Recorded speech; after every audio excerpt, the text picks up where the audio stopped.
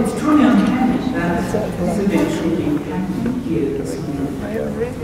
For it was about 5 months ago that I first became aware of this incredible album, the work of Wallis Album. Like an evolving top secret, news of this hitherto unknown treasure had been quietly unearthed. I was phoning sources various to see if it was true. And before long, I had calls coming from Canberra, Sydney and Perth. I set local historian Lindy Henderson on a trail to discover the source and its bona fides. Is it true? Is it real? That was the catch cry for this treasure, which in many ways was greater than the jewels of Elizabeth Taylor, and so much cheaper. It's extremely exciting that we can come together on this Aboriginal country that we have here in the country, this great city of Newcastle. And I particularly wanted to pay tribute to the art community that continues to support activities and events and indeed significant contribution, including, as Ron has described, the purchase of these particular pieces here for Richard Brown. But I certainly wanted to acknowledge country, the lands of the Wallis and the Warramah peoples, and the community notion that we meet and greet and stand here on Aboriginal country. So I'm pleased very much to be part of this, and certainly, again, acknowledge that the contribution of the arts community and the cultural practice that we have in this great city of Newcastle is continuing to enrich this community. And certainly, those who are back on behalf of the Aboriginal community here in Newcastle. Thank you very much. It has been for thousands of years that my Aboriginal ancestors, the Awabakal people, have lived in this land. I would like to begin by honouring the memory of our ancestors and loved ones who passed away. I'd like to thank Richard for your Aboriginal acknowledgement of our ancestral land. It is my absolute pleasure to now welcome you all here today on this auspicious occasion for this unique and precious Wallis Album exhibition. A family album, really. Traditionally, a welcome to country was a way to give permission to Aboriginal people from surrounding nations to enter another Aboriginal's land. They would have to wait on the cultural boundary until they were welcomed into the neighbouring nations area. Every culture and spiritual tradition has a story to tell about its people and the most meaningful things to them. The Awabakal people have dreaming stories that are creative expressions that communicate the meaning of life and its mysteries. Though times have changed, the reason why we come together remains the same: to enjoy each other's company, our creativity, our dreams, and what is important to us all. I can't tell you how heartening it is to think that there are still so many people interested in the Awabakal story and landscape. It is though your efforts and commitment that we can still now enjoy the unique Wallis Album exhibition today. As we gaze into these portraits and landscapes, perhaps we will remember that these paintings have captured individuals who are indeed relatives of the Awabakal peoples. Thank you, distinguished guests, the Honourable George Souris, the State Library, Ron Ramsay, and the staff of Newcastle Art Gallery, as well as friends of the Awabakal, for making this a meaningful moment for us all. You know, this land has had a wealth of knowledge over it. We live in a place where people can come together and enjoy the beauty of this land and the borders, art and culture, and take time to celebrate our friendships, old and new, with meaningful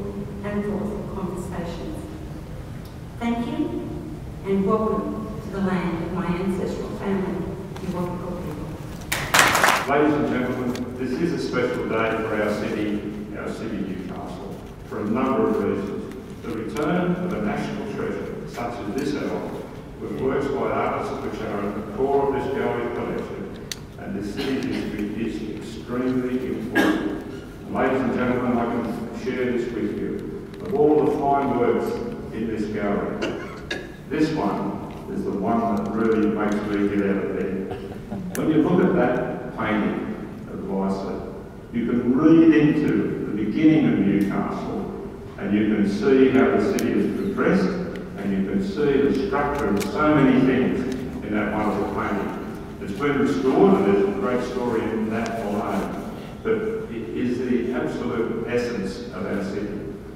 And the fact, ladies and gentlemen, that the State Library chose this gallery as a place where this work was produced almost 200 years ago, to me is an honour for our city. It is evidence that the State Government is sincere in its desire to ensure that regional New South Wales is engaged culturally, and that major state icons such as this album are shared with everyone. It gives me a terrific pleasure to be here this morning to celebrate the Unveiling State Library's wonderful new acquisition, this volume of watercolours, drawings and engravings compiled by Captain James Wallis in the very place that much of it was created so many years ago. The hunter can claim a very special relationship to the Mitchell Library and its fantastic collections, perhaps more than any other region in New South Wales. There was the Hunter's Coal Fields, which was the foundation of the inherited fortune of David Scott Mitchell. Luckily for us, Mitchell largely spent his fortune by putting together this collection, which was the foundation of what we now know as the Mitchell Library, an extraordinary collection. But also thank you to the Indigenous Hawken team up for because this is certainly something that is very obviously going to be very dear and important to these people. Ron has alluded to the excitement that first arose when news of this album appeared, and Ron's telephone was running hot, so was mine. And I remember when one of our curators came down and showed me the online PDF of the sale, and I uttered an expletive because it was just so incredible, so remarkable. We knew it was going to be a major purchase. Indeed, as Robert just alluded to, we had spent millions already on another purchase of Tate Library, so it couldn't have come at a worse time in one sense. But in another sense, one could see immediately just how important and how vital it was that we were able to purchase it. And indeed we did. I heard my phone beep at about 4 AM on Sunday, it was been Sunday the 17th, and there was a word that got it, and that was one of those, just such an exciting moment. Now, indeed, the last time that this album was in Australia was probably the 3rd of March 1819, when Captain Wallis, who compiled it, put it in a ship and took it back to England, and never obviously to return 194 years later. So the volume itself, which holds the watercolours, is in fact watercolour drawings, is in fact a published book or an historical account of the colony in New South Wales, which Wallis himself had published in London in 1820. Now, the prints that are within the album were actually engraved here as well by a engraver called Preston. And Wallis took this place back in England, had a book published, wrote some words about it. But it seems probably in the 1830s that when he was living in the Isle of Man, that he pasted into this album, into this book, all the drawings, the numbers of drawings that related to Newcastle, Sydney, natural history, and indeed portraits of Indigenous people he met. All of which seem to be a kind of memory name of his time in Newcastle. Now, Captain Wallis, or Major Wallis, was a Commandant of the Newcastle penal settlement, as it then was, between 1816 and 1818. And it seems that he, in fact, loved this district, because the album relates very particularly to Newcastle, and he really created nothing else like it, which relates to the rest of his career within the army. So, Wallis himself seems to have modeled himself very much on his patron, the Port Macquarie. And Wallis spent a lot of his time in Newcastle doing what we probably know for an infrastructure investment. He built hospitals, churches, walls, lumberyards, barracks, gold,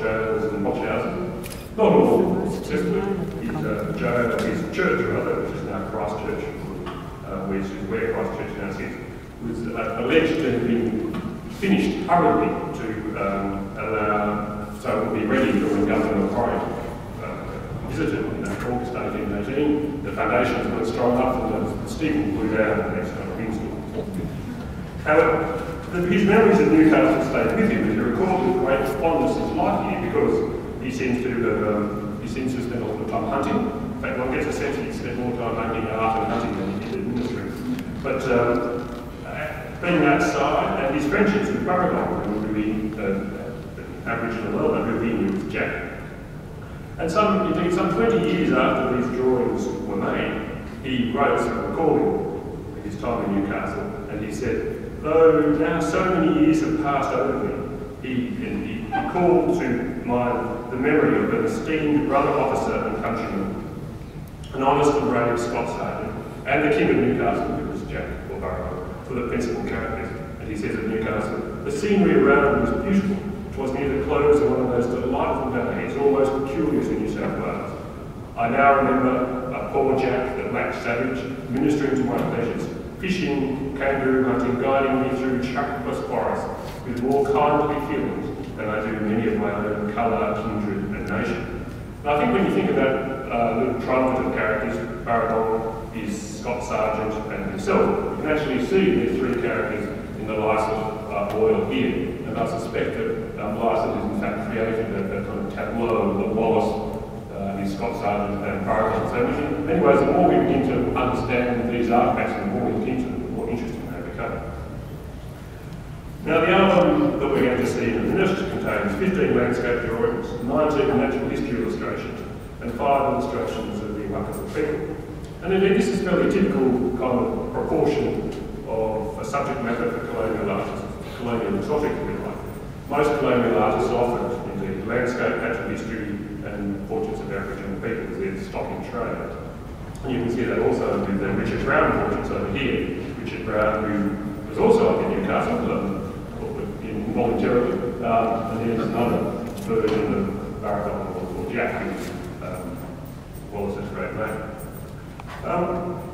Now, it is unclear who painted some of these things, and one of the sort of great mysteries that this album helps clear up is who was the artist of the engravings in Wallis's historical account. Because Wallis very clearly claims them as his own, and under prints it says, from a drawing by Captain Wallis 46th Regiment, that this album, which has the original drawings in it for many of the engravings, has Wallis himself is written underneath and drawn by a convict. So clearly, although he was happy to take credit for them when the book was published, he in fact was not the artist. And that is probably an issue of class, that he felt as he had commissioned them, he could therefore claim ownership of them. Now, Wallis did draw, and indeed some of the most interesting and exciting images of this album, and you can see them scrolling through the screen over there, are of course of the local Aboriginal people. Now these are large scale, and I think when you see them you get the watercolours and the Indigenous people are really, they're quite sort of substantial things. Very unusual scale and size and technique. And these drawings seem to be by Wallis himself. And clearly, I think, refers to a kind of intimacy and a friendship with these people. But I think, like much of this album, there are many questions that will be asked of it, and answers that need to be found through the evidence as we work through it. So I think we can see this album as a testimony to the affection, Wallis, the genuine, real affection that Wallis felt for the Newcastle district, the genuine, real friendship he felt for Burragong. And I think in many ways this album is an old man in his retirement turning over the pleasures of his past and celebrating his achievements. And in fact, it is a kind of family himself, because he goes to his wife, who in turn goes to his nephew, from where it's shown in the past, unknown to us at the moment, to end up in the back of a closed cabinet, the back of a cupboard in London, Ontario, which is where he purchased it from. Now, there's so much more to find out about this album. It offers a glimpse of a colonial past, which now, thankfully, can be explored by all Australians, now that it is in public hands in the custody of the State Library. Now, I would also now like to ask Minister Souris, and I'll just call him Minister for the Arts. And I think we often think of him as Minister for us because he's been such a wonderful supporter of the State Library. And when we needed support to buy the Tau Aichi, the North Derby drawings, the state government as well as Tau Aichi came to the party to support us in measure. We simply couldn't do what we do without government and without the particular support of George. So George. Pleasure to be here, and I too wish to pay my respects to the traditional Indigenous custodians of this land. Just to finish my little story, within a couple of days of the change in government, I was summoned next door to the library, where I met Rob and Richard and Noel Nelson. This was before Alex's arrival, to be introduced and just blown apart by the whole concept of the fact that this priceless collection existed in England and that it was being offered to New South Wales exclusively for a period of time. That's the bit that really got me, and it's the bit that, the aspect of which pertains to this Wallis album, that we either move now and we move to acquire back our own natural history, our own artefacts, our own heritage, our own drawings and so on, or some institution somewhere in the world or some private rich person somewhere in the world will acquire these and they're out of circulation. If they go to another institution, they are really out of circulation forever.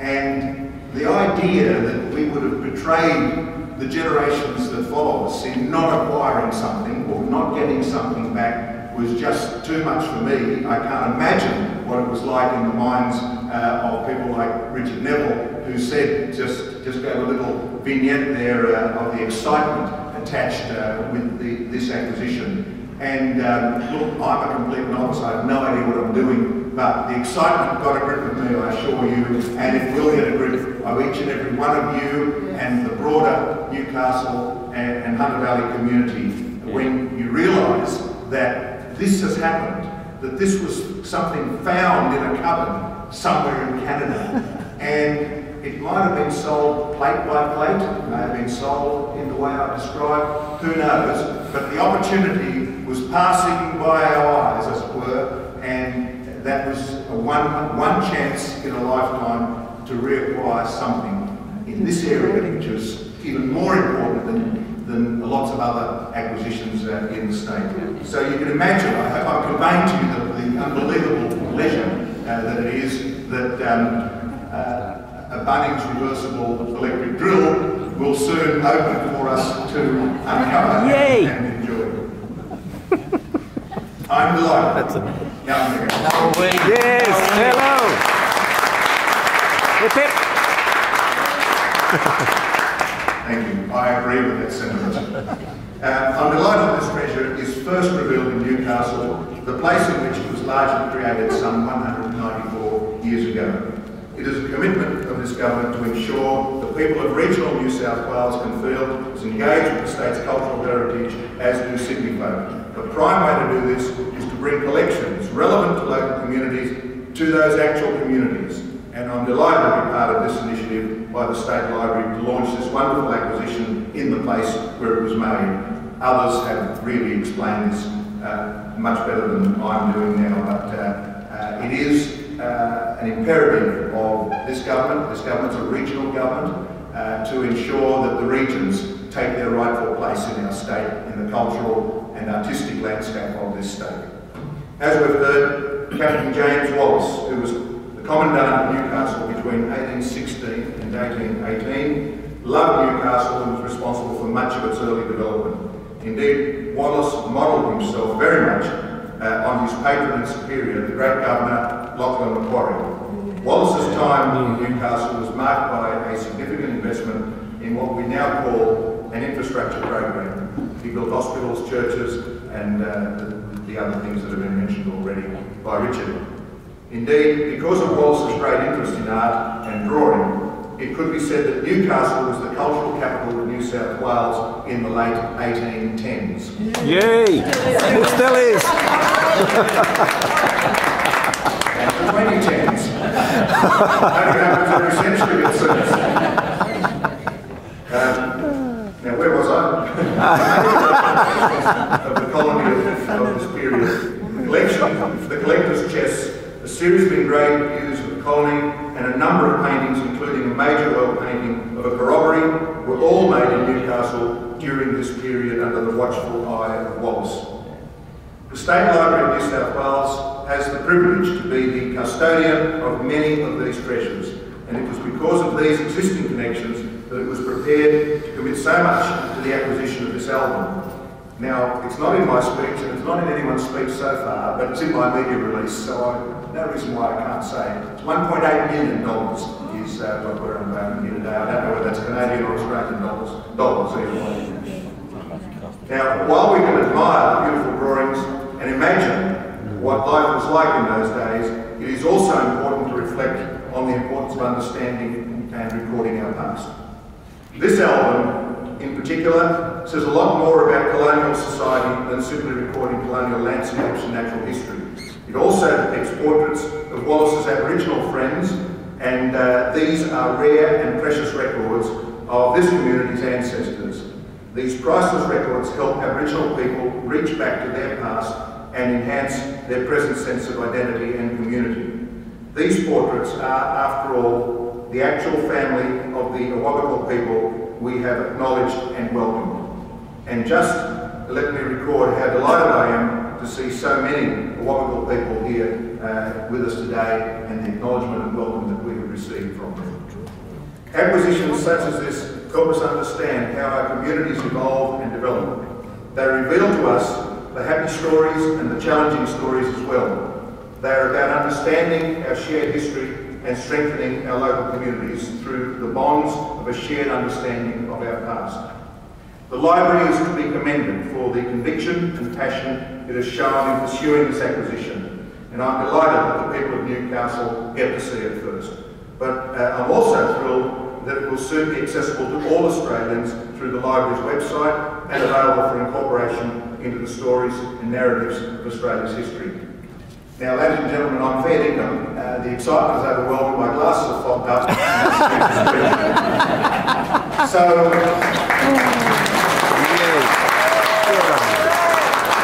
know about you, but I've got to see this now. So, ladies and gentlemen, may I invite members of the official party, Lord Mayor, Chairman of the State Library Council, State Librarian, Mitchell Library, local member Tim Owen. I think I've got you. If you could come and stand with me as the moment cometh. And Steve, there he is. Very close.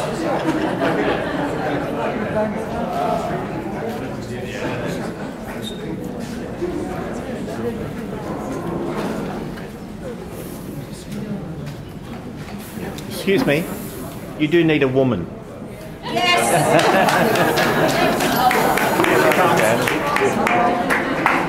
Stand up if you like.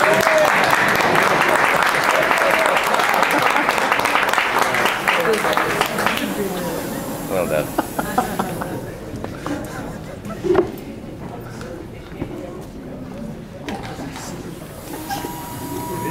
If I use his shoulder. Oh, this is great, isn't it?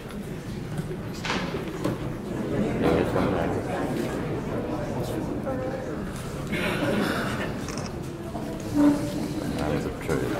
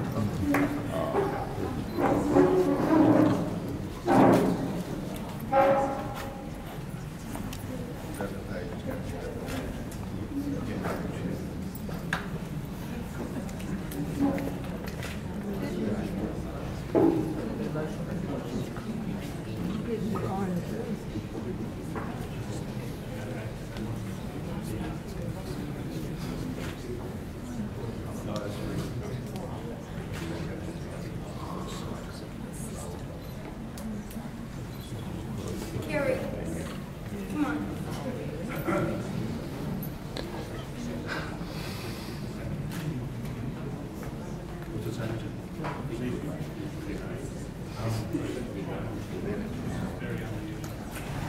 Those images which I just leafed through have been seen here for the first time in 2 centuries.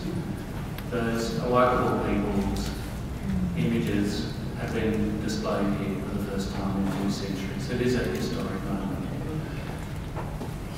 Thank you, Minister, for your continuing support and particularly for officiating today. We very much appreciate it. And thank you to the City of Newcastle and the Newcastle Art Gallery and its director, Ramsay, for enabling us to bring this great item here to Newcastle today. It will be on display here in the Newcastle Art Gallery for this week until the 26th.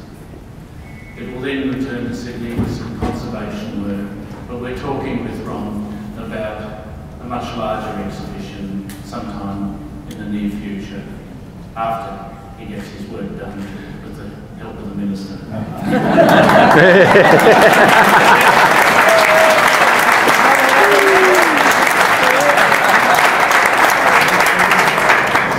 Thank you all for coming. Please come and have a look. Don't crowd. Steve will be here to show it off to you. And come and have a cup of tea as Ron's invited us around the corner. In conclusion, I too would like to acknowledge the Awakable people and to thank their representatives who get to be here today.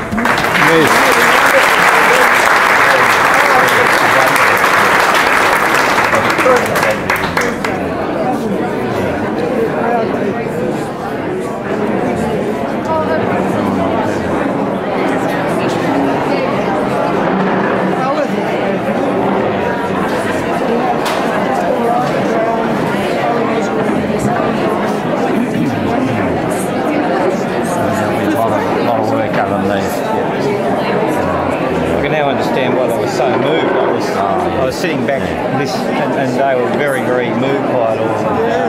Thank you. The ground,